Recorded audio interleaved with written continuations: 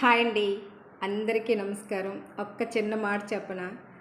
కష్టపడి మనం సంపాదిస్తున్నాము అంటే అది మన వాళ్ళ కోసం మాత్రమే. అది ఏ చిన్న పనైనా సరే కష్టపడి సంపాదిస్తున్నామంటే మన వాళ్ళ ఆకలి తీర్చడం కోసం, మన అవసరాలు తీర్చుకోవడం కోసం. నలుగురు చూసి మనల్ని హేళన చేస్తున్నారంటే వాళ్ళ కోసం కాదు కదా.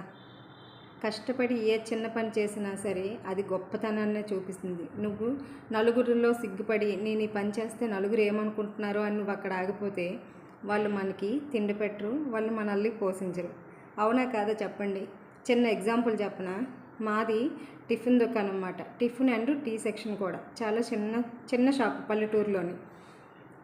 అమ్మ నాన్నకి పొలం కొంచెం ఉండే, అది అంత దాంట్లో ఏమీ లేకపోయినా అంటే పండించినా ఏమీ రాకపోయేసరికి ఇది చూస్ చేసుకున్నారన్నమాట.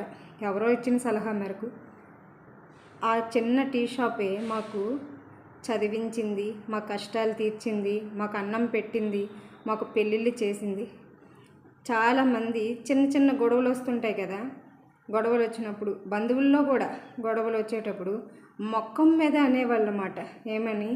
మీరు కప్పులు కడుక్కునే వాళ్ళు, మీరు ఎంగిలి గిన్నెలు కడుక్కునే వాళ్ళు, మీతేటేంటి అని.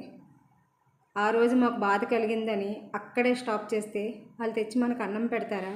వాళ్ళు తెచ్చి మనకి ఇప్పుడు పెళ్ళిళ్ళు చేస్తారా? వాళ్ళ డబ్బులతో మనకి ఏమన్నా మన కష్ట సుఖాలు తీరుస్తారా? చెప్పండి.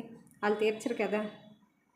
ఆగిపోకన్నా అనుకున్న వాళ్ళోళ్ళు మనం మూయించకపోయినా దేవుడు అన్నోడు ఖచ్చితంగా మూయిస్తాడు, మనది తప్పు లేకపోతే. అవునా కాదు చెప్పండి.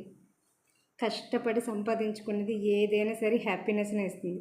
అడ్డతోవల్లో తొక్కి సంపాదిస్తారు చూసారా, అది కొన్నాళ్ళ ఆనందాన్ని మాత్రమే ఇస్తుంది. అవునా కాదు చెప్పండి.